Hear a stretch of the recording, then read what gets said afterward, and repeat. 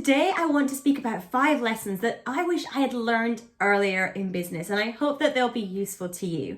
You see, I have been in business for 10 years. It'll actually be 11 years this year, and some stuff has gone amazingly well, and I am so grateful and thankful that I can run my business full time and do this and do something that I love.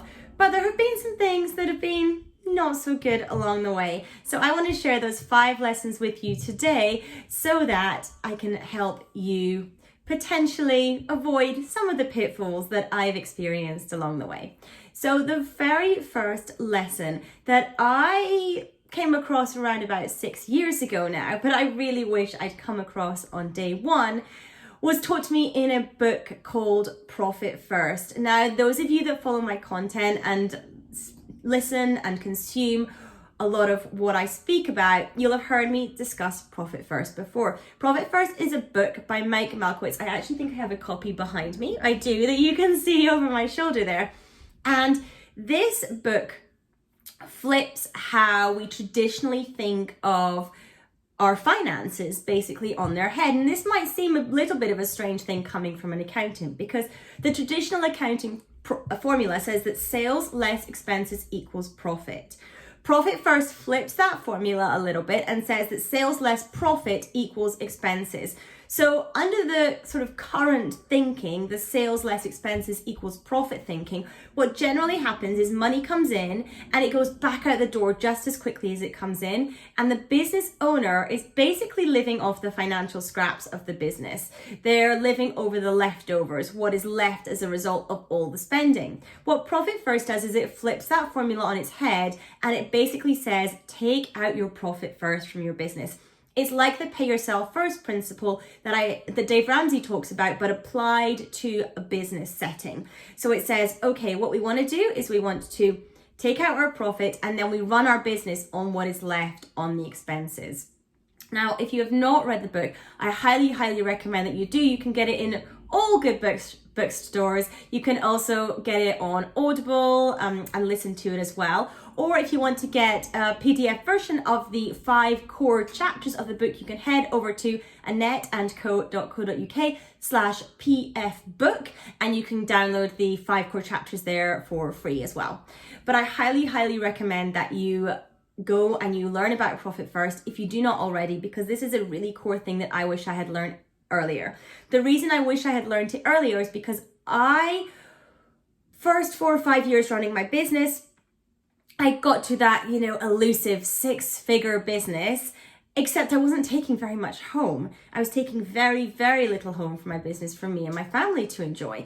And I was getting really resentful, and I was getting pretty bummed about it, to be honest. I was getting quite annoyed.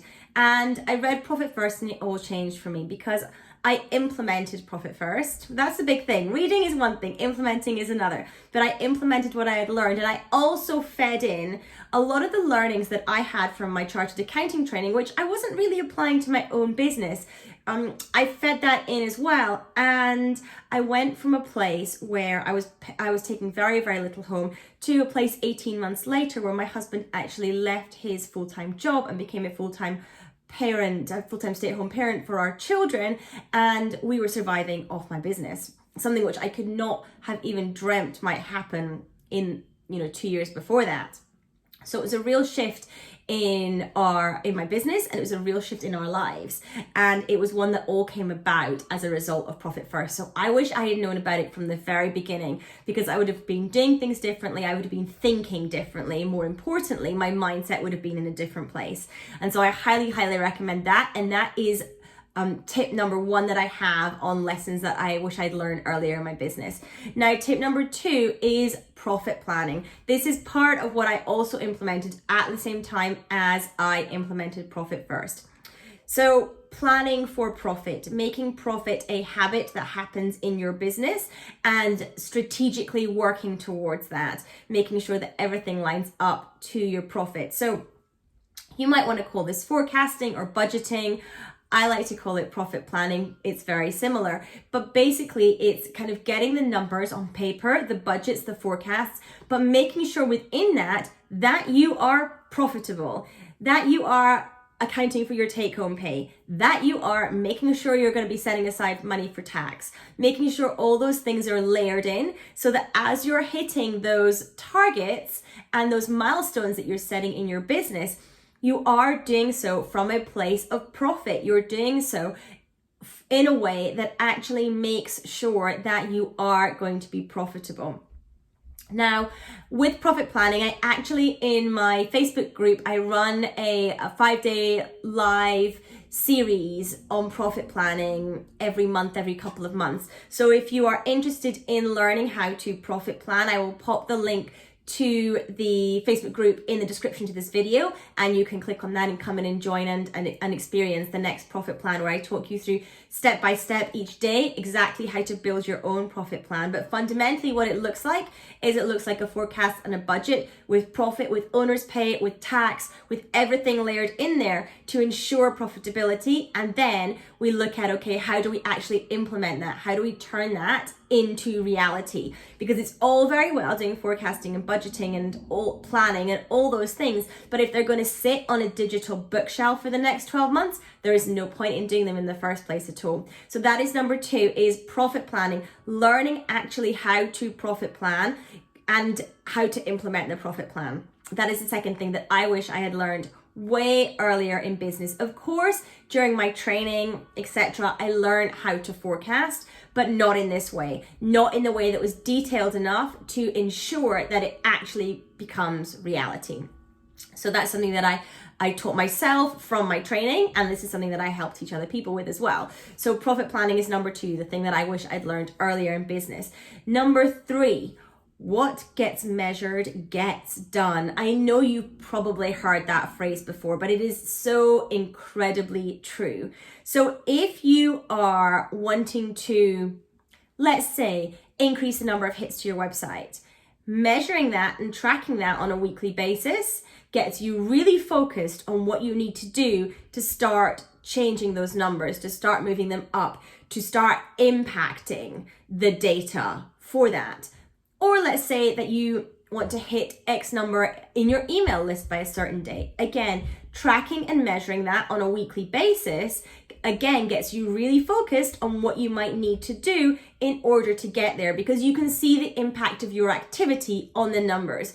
So basically, it's the same with the rest of the data in your business as it is with the financials, making sure the activity tracks to reach the goal that you want to achieve, whatever that is. So if there is a lead indicator in your business where you say, okay, well, I know that if I get X number of inquiries a month, that will turn into Y number of clients, you start tracking the data that links to that. You make sure that you know what data feeds into it and you start tracking it.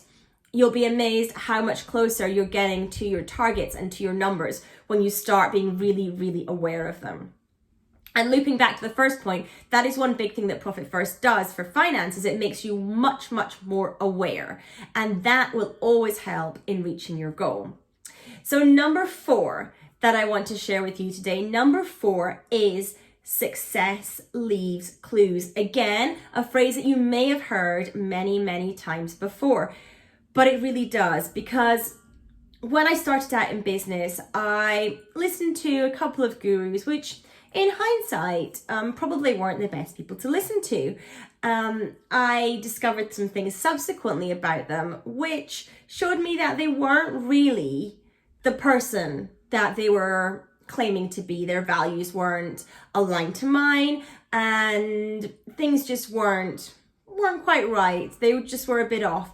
The thing is, we can see all these things that people post online. We can look at all the, fancy landing pages and get pulled in.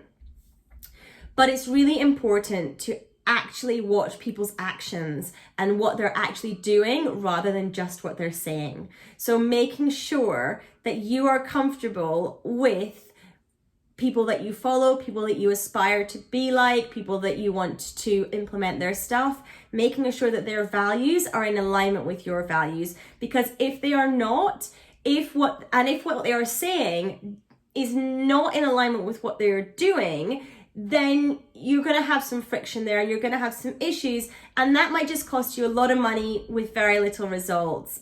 as a result.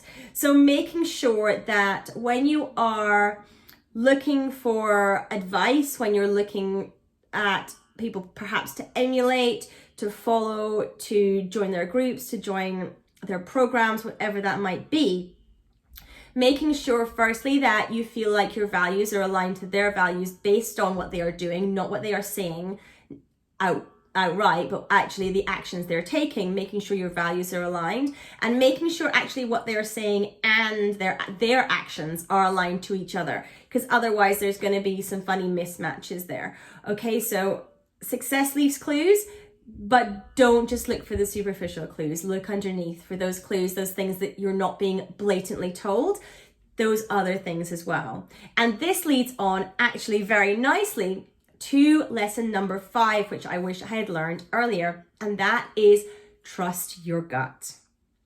That might sound a little bit kind of fluffy coming from an accountant, but it is so important, because most of the time, in fact, I'm going to go and say all of the time, our gut is right. Okay, I'm sure if some of you have been in business for a while, you'll have that thing where you were like, oh, I don't know if I should take on that client or customer. It feels a little off.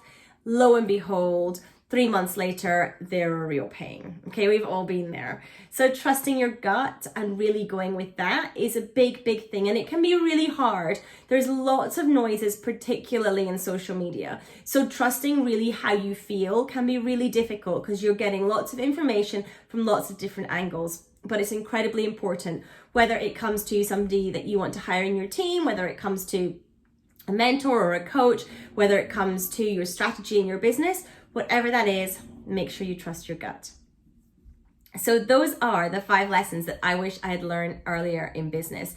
Profit first, profit planning, what gets measured gets done, success leaves clues, and trust your gut. I really, really hope by me sharing those with you that is going to be helpful to you as well. For those of you that don't know me, I am Annette Ferguson, CEO of Annette & Co.